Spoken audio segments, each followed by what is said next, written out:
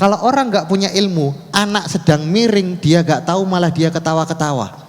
Tapi kalau punya ilmu, dia tahu ini sedang generasi sedang dilanda masalah besar.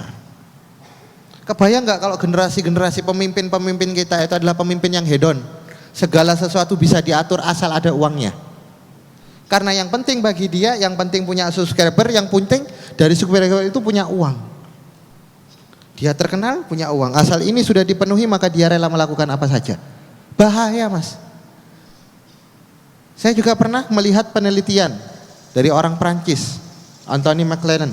Dia meneliti dengan rentang panjang waktu belasan tahun, dan kemudian dia menemukan satu kesimpulan bahwasanya kalau kita mau melihat kualitas sebuah bangsa 20 tahun kemudian, 30 tahun kemudian, lihatlah cerita apa yang berkembang di tengah-tengah mereka pada hari ini. Cerita apa yang banyak diceritakan oleh anak-anak pada masa itu. Itulah kualitas 30 tahun bangsa itu. Bangsa kita, pejabatnya baik-baik atau para korupsi? Korupsi. Kenapa? Saya meyakini bahwasanya ketika kita kecil, kita diceritakan kancil mencuri ketimun. SD ceritakan kancil mencuri ketimun. Masuk ke TPA ada kisah kancil mencuri ketimun. Di buku-buku kancil mencuri ketimun. Di rumah pengantar tidur kancil mencuri ketimun. Sehingga yang muncul dari mindset anak kecil itu bahwasanya yang namanya seorang pahlawan itu kancilnya atau petaninya? Kancil. Yang namanya pahlawan itu mencuri tanpa ketahuan. Beda zaman sahabat. Sahabat itu mengatakan kami mendidik anak-anak kami dengan Quran dan maghazi. Apa maghazi? Kisah-kisah kepahlawanan Muhammad sallallahu alaihi wasallam.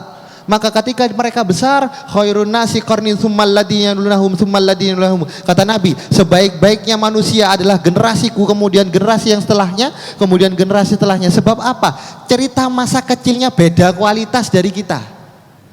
Ketika diceritakan tentang kepahlawan Muhammad SAW, yang muncul dari mindset mereka, aku pengen kayak Muhammad, aku pengen kayak Rasulullah, aku pengen kayak sahabat-sahabat yang menemani Muhammad. Karena itu yang ceritakan.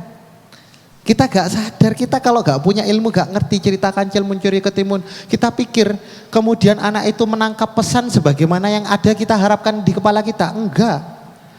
Cobalah berpikir dengan gaya dunia anak-anak.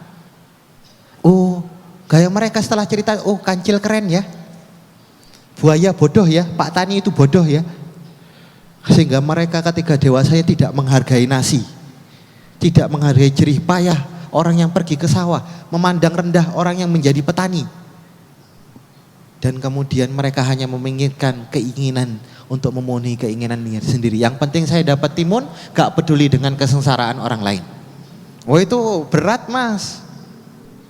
Berat.